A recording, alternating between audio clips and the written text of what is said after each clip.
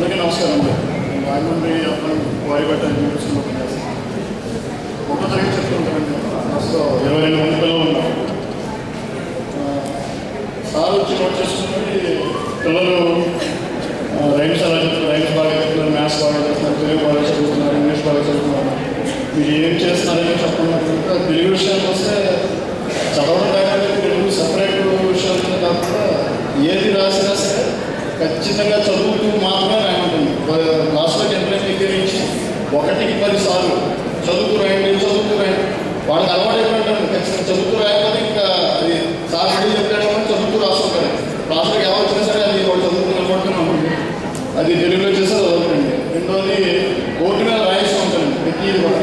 అంటే వాడు పలకన లేకపోతే స్టూడెంట్స్కి పోయినా సరే నేను బోర్డు మీద రాయించడం వల్ల వాళ్ళు కాస్త ఏంటంటే వాళ్ళకి ఒక ఐడెంటిటీ వస్తుంది, గుర్తుకు వస్తుంది. దానికోసం ప్రత్యేకంగా ఇప్పుడు ఏంటంటే మ్యాథ్స్ విషయానికి వస్తే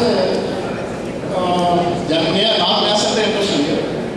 సో మ్యాథ్స్ విషయం ఏం చేస్తానంటే numbers textbook Telugu English maths మూడింట్లో కూడా టెక్స్ట్ బుక్ని నేను తక్కువ ఫాలో అవుతుంది. అంటే టెక్స్ట్ బుక్ సిలబస్ వాటికి ఇంపార్టెన్స్ ఇవ్వకుండా ఒకటో తరగతి పిల్లలకి ఏం రావాలని ముందుగా మన మైండ్ ఆల్రెడీ తెలుసుకుంటుంది. సో అది ఎలా రావాలి, ఏం చేయాలంటే ముందు ఫస్ట్ ప్రయారిటీ ఇస్తాను. సో ముందు రాగానే మీకు కౌంటింగ్ ఫిగర్స్ నేర్పిస్తాను. అంటే నెంబర్స్ అనే దానికి కౌంటింగ్ అనే దానికి ఒక రిలేషన్ ఫస్ట్ ఫామ్ అయిపోవాలి.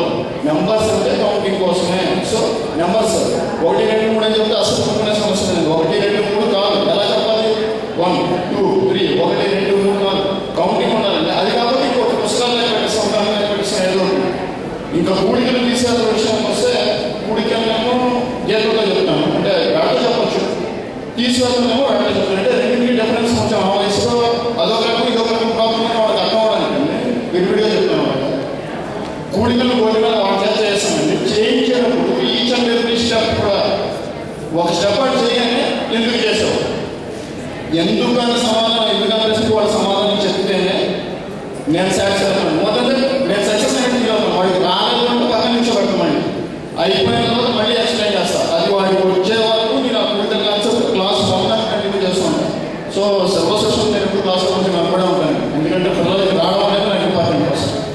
సేమ్ సబ్ట్రాక్షన్స్ కూడా ప్రతి స్టెప్కి కూడా మ్యాథ్స్ సెషన్లో ఎందుకు ఎందుకు ఎందుకు ఎందుకు ఎందుకు అడుగుతూనే ఉంటాను. సో ఆ రకంగా ఇంగ్లీష్ కూడా చేసుకుంటూ ఉంటాను.